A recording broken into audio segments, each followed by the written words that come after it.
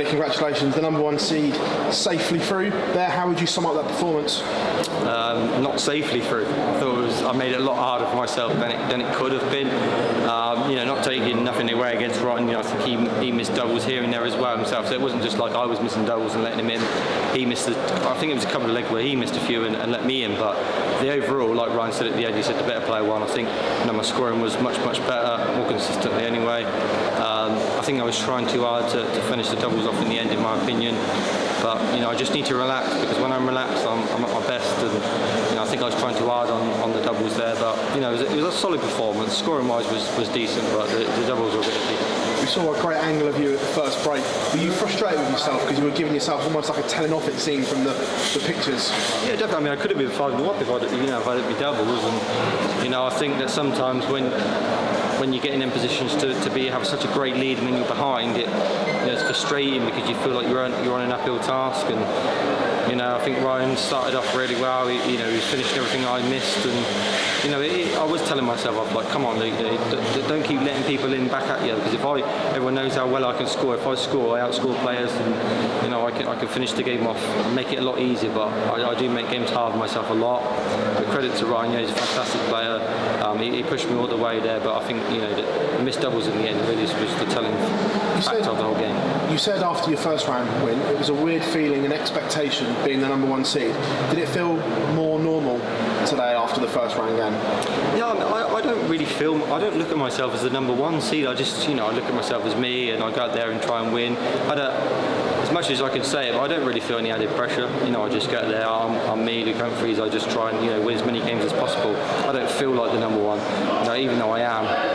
I just go out there and try and win. And I'm not expected to win as much. Obviously, the last 2 games I've played, I probably was the favourite to win, but it doesn't affect me as much because I feel like everyone knows my game now. I'm up and down. I'm either really good or sometimes not as great, but everyone knows my top game's up there with the best. So if I can keep producing it, then I'm in with the shout with most majors. Michael Smith or Josh Rock up next, either one. You'll maybe go under the radar a little bit. Obviously, Michael Smith touring the world, and everyone's talking about Josh Rock. So you quite liking the underdog role again potentially in the next one? Yeah, I mean that's 2 fantastic players. You're not going to get an answer about who I want to play, because they're both unbelievable players. They're both heavy scorers. It's going to be when I play them, it's going to be the same as Ryan. It's going to be a fast-paced, quick game. I like playing Michael Smith because I feel like I'd love to play with him in the World Cup next year. I think I've got a good chance of that, and I think we'd do well. But whatever it is, it's going to be a tough game. But yeah, as I think whoever it is, I'll probably be the underdog. But I don't mind being that number 1 seed underdog. So it wouldn't bother me. If I can go under the radar, that's a good thing, because when I'm under the radar, I'm dangerous.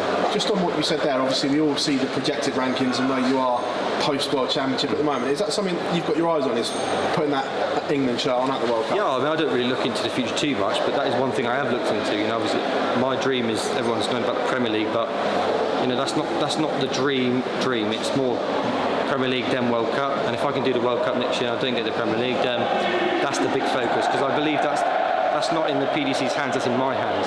That is done by the rankings, so that's not about picks, that's about what I can do. And I think there's like a 4-way shout between me, Rob Cross, James Wade and Nathan, the favourites to partner Michael. Playing for your country would be the ultimate one. There's nothing that beat that, and like I said, I think me and Michael would do well.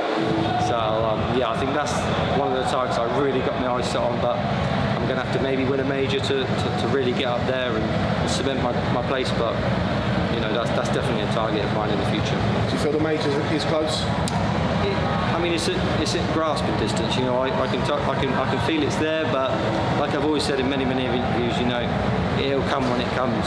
There's no pressure on my part. There's a lot of pressure on the medias and the fans that say he's a future world champion, he's future number 1, future world major champion. But on my part, there is no pressure. It will come when it comes, and I'm just happy providing for my family, making good money to provide for them. So, but I know it's there, it's close, and in the next 18 months, 2 years, I feel like it could come, but it'll come when it's ready. The progress has got to be steady and slow, and I feel like it's going the right way. Luke, congratulations, thank you very much as always. Cheers.